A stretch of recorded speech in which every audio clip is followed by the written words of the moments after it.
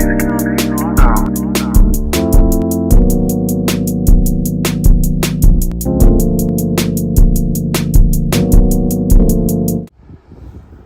going to take a look at what's in my part boxes, my organizers. This is viewer requested. New technician contacted me, saw one of the videos, and I might have been showing off these replacement boxes, and he said that it would be helpful to know what was in the boxes. So today we'll be taking a look at what do I carry in my parts boxes.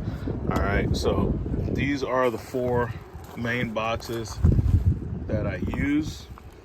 This one has hardware in it, and under here I keep like some miscellaneous like rib nuts, heat shrink, and some overflow electrical connectors, but mainly this is for hardware. And this is the Mac Tools stackable box, which clips in with the DeWalt TECHS system. So there again is another plus or advantage of the DeWalt TECHS system boxes. They're kind of like the first in the business, guys. They've been around so long, going all the way back to the T-Stack, and it has evolved to the TECHS system 2.0, and also so you can clip all of those together, plus it will accommodate the tool truck stuff. So your Mac tool stuff will also work with the TECHS system stuff. So they're pretty much the only one out there who is doing it to that extent, to where you can have Mac, you can have DeWalt, you can have 1.0, 2.0 T-Stack, and they all integrate together on some of their stuff. So anyway, let's start with this plumbing box. So this one is a little larger, has the bigger cups in it. This is one of my main plumbing boxes, and let's see what we have in here. So most of this stuff is going to be 1/2 inch, guys, so let's keep that in mind. Just about everything is 1/2 inch. You might have a little bit of 3/8 stuff in here, because you will run into that. Some of your older motorhomes, will have that 3/8 pipe in it.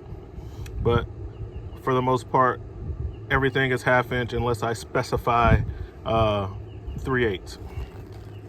So this is going to be a 1/2 inch cap, and in the same bin I keep my 1/2 inch plugs.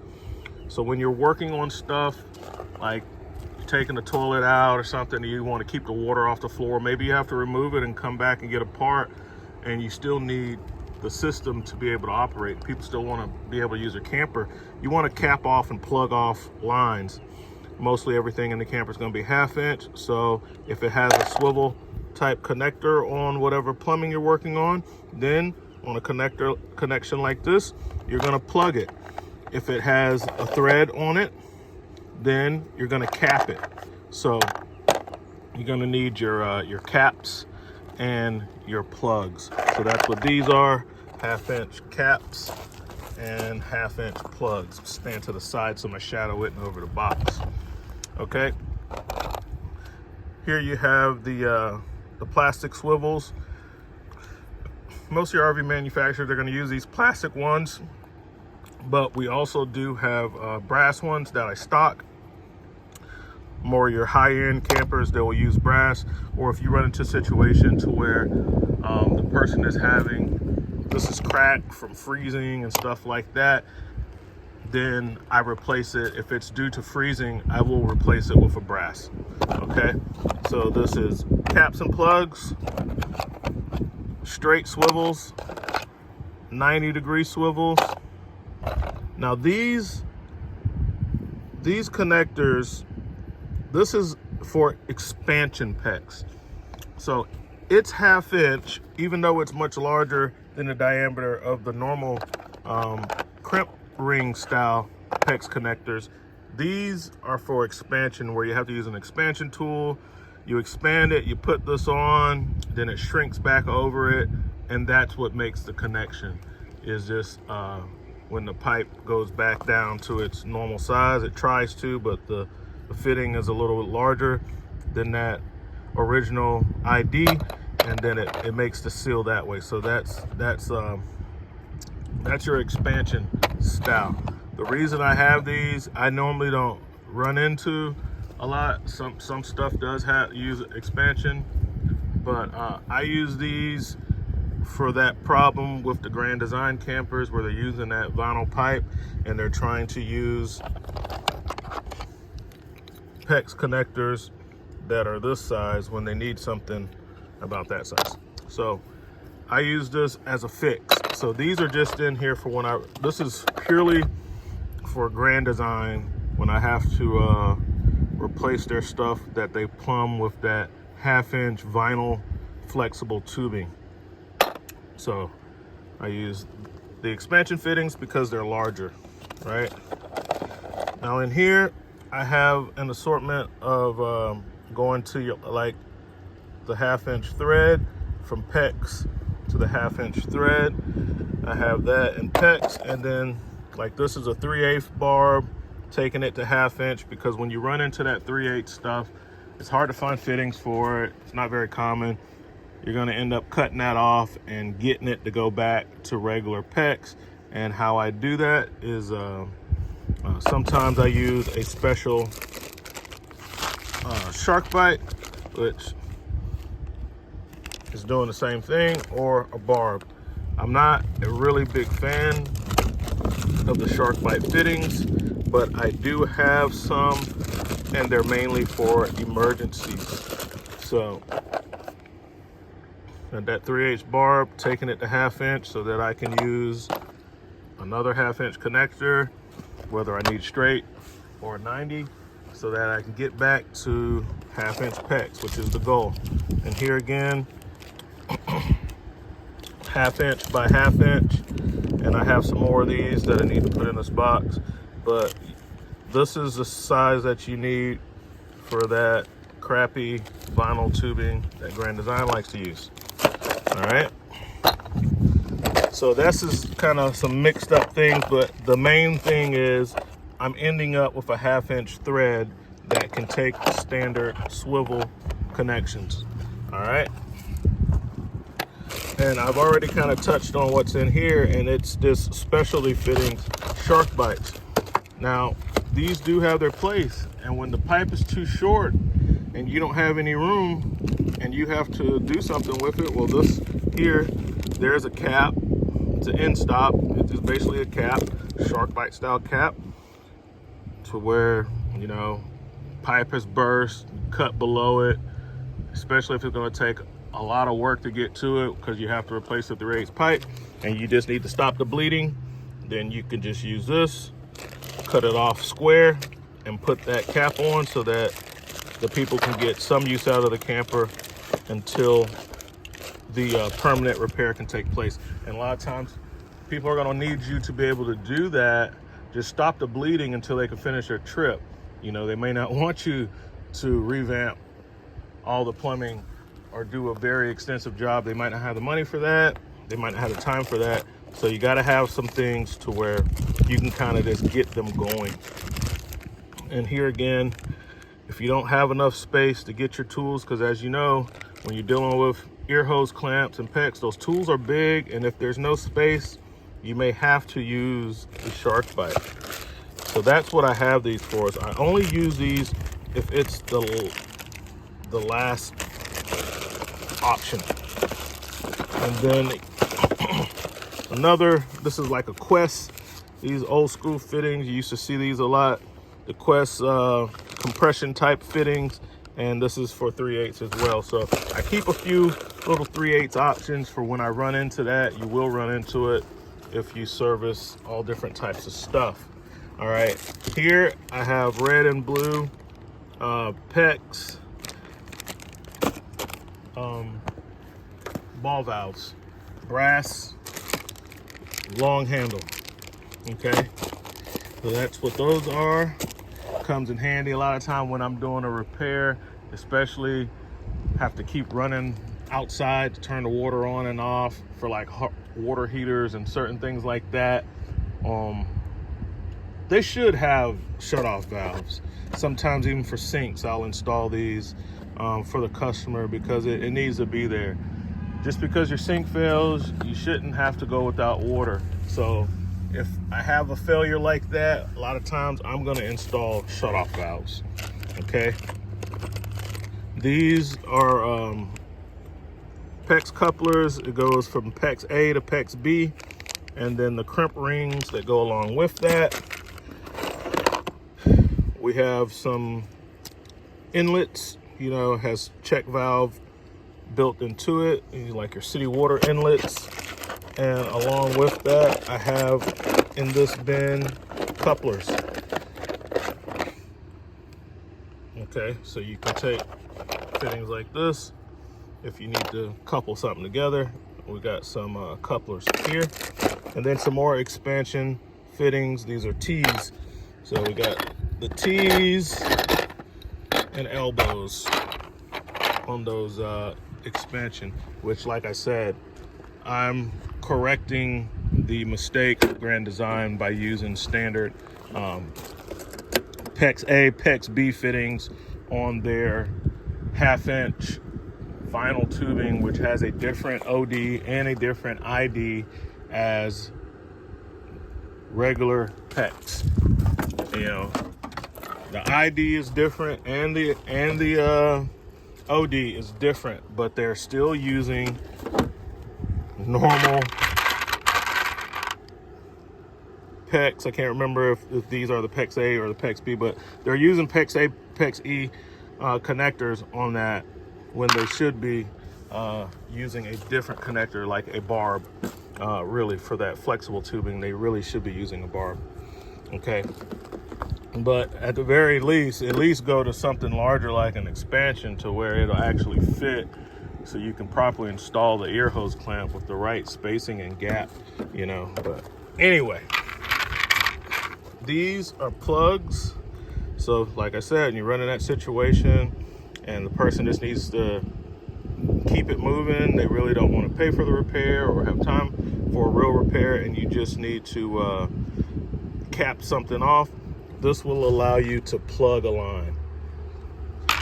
And you will, like when you have to bypass, bugs are getting in my truck. I'm gonna close the door.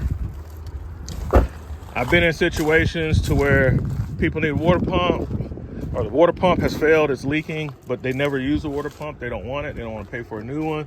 They just want you to cut it out. Well, then you have to plug all of those lines. Okay, so you have to plug the lines after you do that, so you can do that for it. You know, it's their camper. You fix it within code, you know, according to RVTI, RVIA specifications. You know, you want to do it like that, protect yourself. But at the end of the day, you can't perform a repair the customer doesn't want. If they don't want the water pump anymore and they're telling you to cut it out, well, cut it out and then seal it up according to spec to where it won't leak. So, you know, you got to get a customer what they want. All right. And then this is just a swivel. Try to use it. This is regular PECS, and I wrapped a bunch of tape around it trying to temporarily make it work. This was just a temp fix until I can get my barbs for a Grand Design, because the inner diameter is bigger. So I filled it out with tape temporarily. Then I had to go back once I got the right barbs and change that fitting out. I'm not gonna leave it there because it's gonna leak. Eventually it's gonna leak. All right, so this is like my big box, and you see it has different stuff in it. This is the main one that I pull, the smaller box, and I have my plugs. I have some emergency shark bite type for 1/2 inch. You know, I don't want to put it all the way on there because it's gonna lock on there. But I do have a tool to take them off. Swivels, 1/2 inch straight swivels, more of them. And I have some of these on the way because I only have a few of these brass straight PECS fittings left. Then we have our couplers, same as these guys. These two just couldn't fit in there. And then we have our 90-degree plastic 90s, which looks like I need some. So this is like overstock, and when this box gets low, I take out of this box, like I see that I'm low on those 90 swivels, so I'll take them out of here and put them into here, and then I restock this box. So when I see this box getting low, I order more stuff. All right. Oh, so 90 swivels, just straight 90 PECS T. So you got some T's in both plastic and brass. I normally keep a brass version of everything for the reasons that I mentioned earlier. For people that's going to be in cold weather a lot, people that don't winterize their campers and their stuff tends to freeze a lot. We definitely need these. Keep a bunch of these, because a lot of times you might go into a place and it's not enough pipe to replace these. You can damage the pipe sometimes getting those air hose clamps off, but I have a special tool that does pretty good. But when these get squished down so much, and a lot of time just from age, a lot of times from improper installation, because somebody put it on with channel locks, they're really only supposed to be hand tight. Anyway, it deforms that washer, and you'll find out a lot of your leaks at the swivel is just a bad cone washer, replace the washer. So I keep some of those. I need to restock on those. Then we have the brass swivel, and as you can see, it is missing the cone washer, because before I stocked up, I was in a situation I needed one, so I took it out of one of my fittings and used it so I can get the job done and fix the leak. I'll probably take it out of this one that I have that tape on. All right, this is for winterizing a camper with air. It has a Schrader valve underneath the cap. You screw that in and you blow the thing out. Some tape, more plastic tees, brass version of the straight coupler. We got to thread it all around T. Some compression style fittings for PECS, and the 90 version of the same thing, and then some more of the PECS A to PECS B couplers. So the PECS A and the PECS B is slightly different. This is kind of bigger, and initially, guys, I actually bought these to see if they could be a solution for, I pulled one out that's already out. I was trying to find a solution for the Grand Design stuff, because the pipe had a larger diameter than regular PECS. So I was gonna use, this was something I was looking for to see if that would work better, since it's you can see that one side is bigger than the other. So but all of it is still considered 1/2 inch.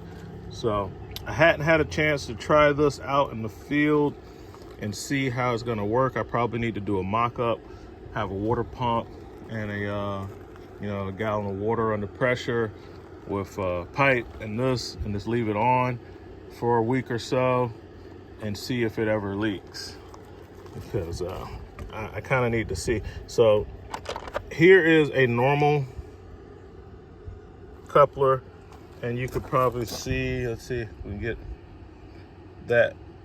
The one in the front, they're both the same size, and you can see the ribs, the spacing.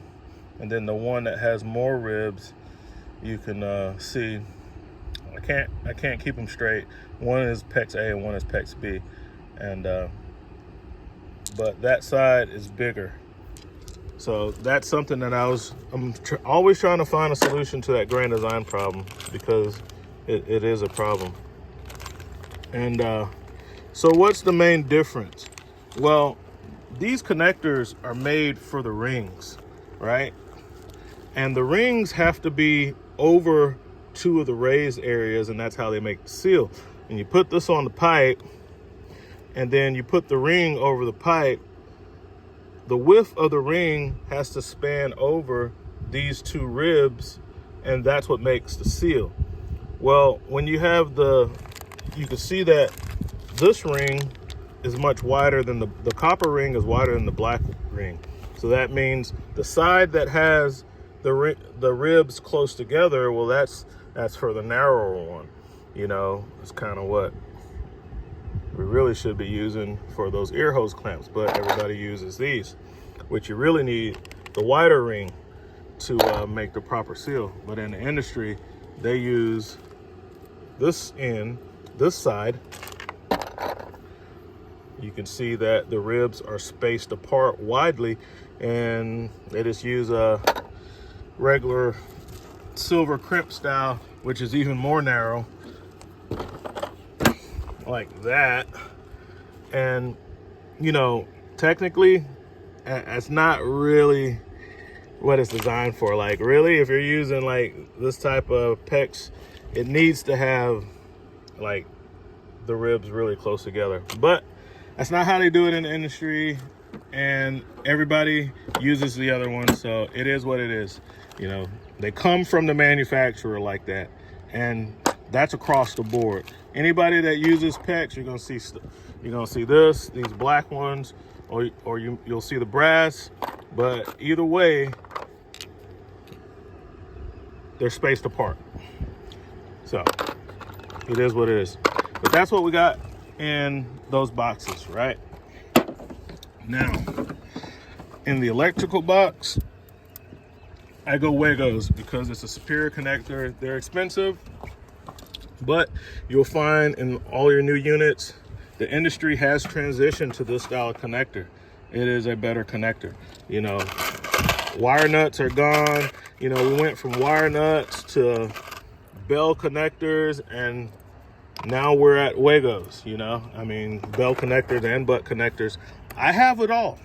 I have wire nuts, I have bell connectors, I have butt connectors, you know, and I have Wagos. These things are horrible. Scotch locks, you got an electrical problem, you got this or a waterproof version, that's where your problem is. These things are horrible. I don't like them, but I have them too. You know, sometimes I put things back.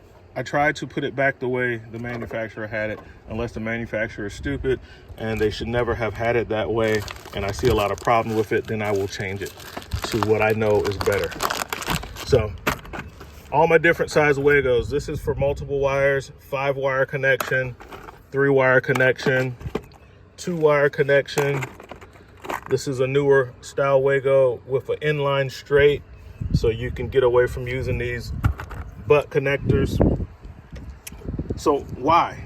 Well, crimp connectors are so widely installed differently, and it's so hard to gauge if it's on right. If you squeeze it too tight, it breaks the wires. If you squeeze it too loose, the wires can come out, and that's all subjective based on the person and the tool that they're using. It's so wildly subjective to where it's really not good. This is much better, all right? And then I have these large for like 10 gauge, right? So 10 gauge wire is not gonna go in the normal size Wago. And currently Wago only does 2 ways for the 10 gauge, as far as I know. Now there's some other types that I have. These are Wagos as well, but this is only good for solid wire.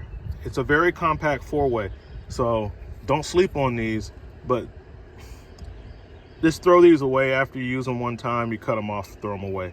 You could twist them and you can get them off, but I wouldn't trust using them again.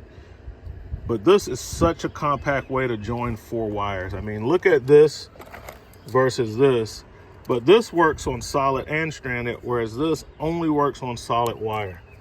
All right. So, but like I said, I have them both. I have them all. I have them all, guys. And then different yeah, those are mainly my big ones. Some Scotch locks, which I hate, but I have them. Sometimes it's necessary. For me, it's a last resort. Then I have my resettable breakers, okay? So I use a Little Fuse brand. It's one of my major brands that I use, but I will use other things as well as the need arises. Like this, a fuse like this is $100 or more. You know what I'm saying? And it's a one-time, you know, you blow it, that's it. I was doing a repair on one, and some guy, I guess he thought he was, I mean, he presented himself as if he was smart, and he might have been affiliated with a company who built the camper, but they didn't build it well, you know? And he harped on me by replacing a blown one of these with this. It's like, oh, it's a cheap Chinese knockoff breaker. I'm like, bro, you're not understanding that these are $100 and $150 a pop. And when a customer says, hey, I got a blown fuse, I want you to replace a fuse, you have to help the customer out. You know, I do. I'm a business owner. I know how this is going to play out. So if I were just to walk up there and just replace this, she doesn't want any diagnostic work because they're trying to save money. And then you put it in, and it was on like a 2,000 watt inverter, which turned out to have a problem. And you change the fuse out, okay? You go and you're like, oh, you swapped out a high quality fuse for a cheap Chinese breaker. Yes, I did, and I'll do it again. You know why? Because when a customer says they want you to replace a fuse, and you know that that fuse is $150, and you hadn't diagnosed what made the fuse blow, because they don't just blow for no reason, and you put a new one in, and she cranks it up, and it blows again before you leave, guess who's not getting paid? You're not, but Tim is, because I'm going to use this and test the system, and if this breaker trips, well, I know she has a problem. She has a problem that needs to be diagnosed, and it didn't cost me $150 that she doesn't want to pay because this is a $150 fuse. But I digress. You know, people leave comments on these videos all the time, and they have no clue, man. They feel like they're an electrician, which is a very loosely used term these days. And I don't know, man. It's like trying to school a teacher. But I'm not opposed to ideas and stuff, but these people, man, they leave some of these comments. I don't even know what they're talking about. All right, these fuses are for multimeters, different kind of butt connectors, and these are thermal fuses that are found in like water heaters, furnaces, sometimes, not mainly water heaters, but it's a thermal fuse. When it gets too hot because the flame the air to fuel ratio isn't correct, causes a yellow flame, which is slow, comes out of the tube, burns us up, cuts off the unit, closes the gas valve. All right, but yeah, electrical breakers, and then we have a block fuse. This is 100 amp. Like, this is a 400 amp fuse, which they should have had in that unit, because I think they got 2,000 or 3,000 watt inverter. Those call for a 400 amp fuse, not a 300 amp fuse, which they had a 300 in. And that's another reason why I don't just swap stuff out without some knowledge, because at full capacity, a 3,000 watt inverter is going to pull more than 300 amps DC, and it will blow the fuse. Anyway, when I'm troubleshooting DC, I'm not gonna just keep testing with my one and done fuses. I'm gonna use a resettable breaker that has the same form factor as that ATC fuse while I'm troubleshooting, and after I'm done, depending on the situation, I may or may not leave this in here, because a lot of times with these at the same value, say I had a 20 amp or a 30 amp or 20 amp on a slide, and it keeps blowing the fuse. Sometimes it's just because of inrush. The inrush current causes it to blow, but it's only there for like a half a second or so. Well, in that application, you need to go ahead and use a breaker because it can handle that half a second or second of inrush current, and it will only trip with consistent overcurrent. Will cause the overcurrent protection to engage, which you need for something like a motor that has a high inrush current for a very brief period of time, and then the normal current draw is much less. So that's why I keep a lot of those. You find some of these in your boards. These are glass fuses. A lot of your refrigerator control boards and stuff like that have different ones, different values, different sizes, because a lot of those refrigerator control boards, they're going to want the short ones. And a lot of your older campers, they're going to have these fuses in them for the AC side and get into the old stuff. And then I have a whole bunch of ATC form factor fuses and a lot more thermal fuses. Some of those are the expensive ones, which have a little light built in, and when the fuse blows, a light comes on inside of the fuse, so let the customer know. I kind of use those for like my elderly and people that don't really know a lot, and so it'll be easy for them to tell that it's just a blown fuse, whereas to save them money from calling me, I'll give them the fuses that have the light in them. When they blow, they show a light. Okay, these 300 amp breakers, 80 amp, different values of resettable breakers. Normally it's going to be a higher amperage, you know, leveling systems, things like that. You really want to go from using the see if I should have some. There's a certain style that you kind of want, that they like to put on those, that probably shouldn't be on there. Oh, I might need to order some more of those. It's the little pole side has a oh man, I'm out of those. I need to order some of those. But anyway, you'll see them a lot on the outside of travel trailers. It's a little gray box. It's a resettable breaker, and they're used heavily on campers, fifth wheels and travel trailers. You'll see a lot of them stacked up in a line. But it's like a little square box, has a silver peg and a copper peg, and they come in different values. It's basically a 12-volt breaker, but it's much smaller than these.